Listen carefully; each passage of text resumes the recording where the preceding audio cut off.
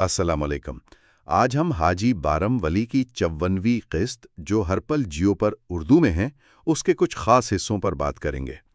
ہمارے پاس جو معلومات ہیں وہ اس قسط کے ٹرانسکرپٹ سے لی گئی ہیں، اور ہمارا مقصد صرف یہ نہیں کہ کیا ہوا بلکہ یہ سمجھنا ہے کہ ان واقعات کے پیچھے مطلب کیا ہے، کردار کیا سوچ رہے ہیں۔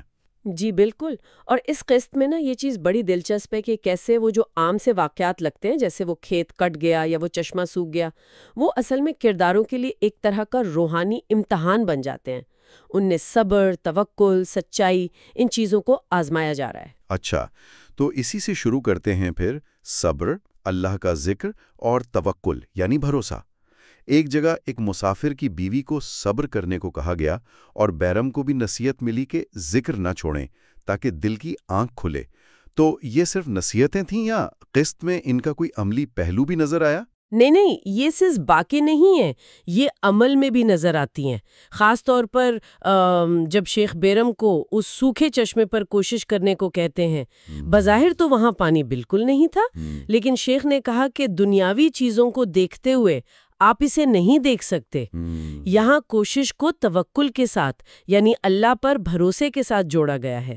مطلب یہ صرف انتظار کرنا نہیں ہے بلکہ یقین کے ساتھ آپ نے عمل بھی کرنا ہے۔ اور اسی طرح ذکر کو بھی صرف زبان ہلانا نہیں بتایا بلکہ اسے دل کی صفائی کا ذریعہ کہا گیا ہے۔ صحیح، اور یہ دل کی صفائی والی بات جو ہے شاید یہ قیادت کے اس مسئلے سے بھی جڑتی ہے جو نعمان افندی کو پیش آ رہا تھا جب ان کے مزدور وہ کام نہیں کر رہے تھے۔ بالکل، تو شیخ کا جواب بڑا گہرا تھا۔ جی ہاں بالکل، شیخ کا وہ کہنا کہ تم پیسوں کے ساتھ لوگوں کی رہنمائی نہیں کر سکتے، یہ صرف کوئی اخلاقی بات نہیں ہے، یہ اس سوچ کو دکھاتا ہے کہ اصل جو لیڈرشپ ہے وہ صرف پیسے یا وسائل سے نہیں آتی، وہ آتی ہے لوگوں کی ضرورتیں سمجھنے سے، ان کی ٹھیک سے رہنمائی کرنے سے، ان کے ساتھ ہمدردی رکھنے سے۔ اگر لوگ کام نہیں کر رہے تو ہو سکتا ہے مسئلہ ان میں نہ ہو بلکہ قیادت کے انداز میں ہو۔ غصہ کرنے کو بھی انہوں نے کہا کہ اس سے صرف اپنا ہی نقصان ہوتا ہے۔ اچھا، تو قیادت کا تعلق ہمدردی اور سمجھ بوجھ سے ہے۔ ٹھیک، پھر وہ کھیت والا واقعہ آتا ہے جہاں دلاور نے فصل کے بارے میں سچ نہیں بتایا تھا۔ یہ صرف ایک جھوٹ تھا یا اس کے پیچھے بھی کوئی گہری بات تھی؟ دیکھیں، یہ واقعہ دنیا سے لگاؤ اور روحانی قدروں کی جو کشمکش ہے اسے دکھاتا ہے۔ جب شیخ کو پتا چلا کہ ان کے حصے میں تو فصل تھی ہی نہیں تو انہوں نے پہلے کیا کیا؟ انہوں نے دنیاوی معاملے پر پریشان ہونے پر استغفار کیا، یہ یاد دلاتے ہوئے کہ ہم نے ہمیشہ آخرت کی زندگی کے لیے سوچا ہے۔ پھر دلاور کو صرف جھوٹ بولنے پر نہیں ڈانٹا بلکہ اس بات پر کہ اس میں سچ کا سامنا کرنے کی ہمت نہیں تھی، اور اسے خلوت میں جانے کو کہا، یعنی کچھ وقت تنہائی میں گزارو، سوچو، اپنی اصلاح کرو۔ یہاں سچائی کا تعلق مطلب دنیاوی نفع نقصان سے اوپر اٹھ کر ہے۔ اچھا، تو یہ خلوت ایک طرح سے خود احتسابی کا عمل ہوا۔ یہ بالکل۔ اور پھر وہ چشمے والا معاملہ بھی تھا نا جہاں پانی نہیں تھا؟ ہاں، وہ بھی اسی سے جڑا ہے۔ شیخ نے بیرم کو ہمت دلائی کہ کوشش کرو، یہ مت سوچو کہ ظاہری طور پر پانی نہیں ہے، کوشش کرو، توکل رکھو، اور پھر مل کر انہوں نے وہ چشمہ بحال کر دیا۔ یہ دکھاتا ہے کہ ظاہری حالات دیکھ کر مایوس نہیں ہونا چاہیے۔ ٹھیک ہے، تو یہ دل کی صفائی، قیادت میں ہمدردی، دنیا سے بے رغبتی، یہ ساری باتیں ایک طرف، پھر قسط میں ہمیں ایک بالکل مختلف قسم کی حکمرانی کی جھلک بھی ملتی ہے جب وہ سلطان کا نمائندہ آتا ہے۔ ہاں، وہ منظر تو بالکل ایک تضاد، ایک کنٹراسٹ پیش کرتا ہے۔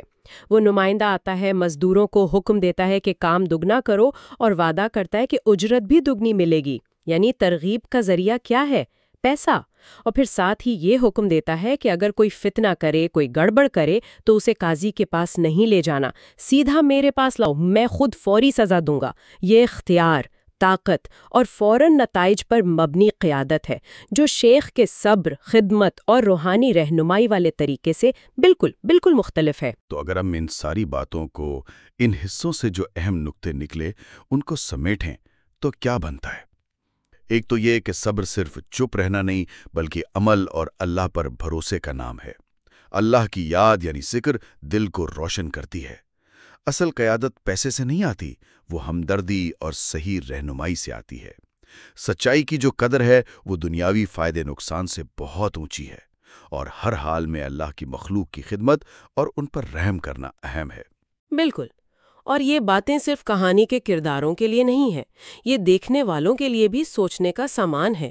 یہ ذاتی کردار کی تعمیر، مؤثر قیادت کیسے ہو اور روحانی زندگی کے جو عملی پہلو ہیں ان پر روشنی ڈالتی ہیں۔ ال چھوڑ جاتے ہیں سننے والوں کے لیے۔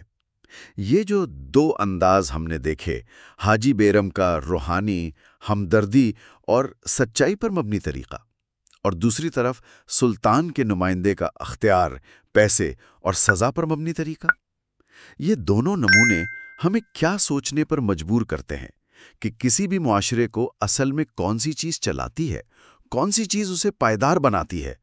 کیا وہ اندرونی اقدار ہیں یا پھر بیرونی ضابطے اور سزائیں؟ اس پر ضرور سوچیے گا۔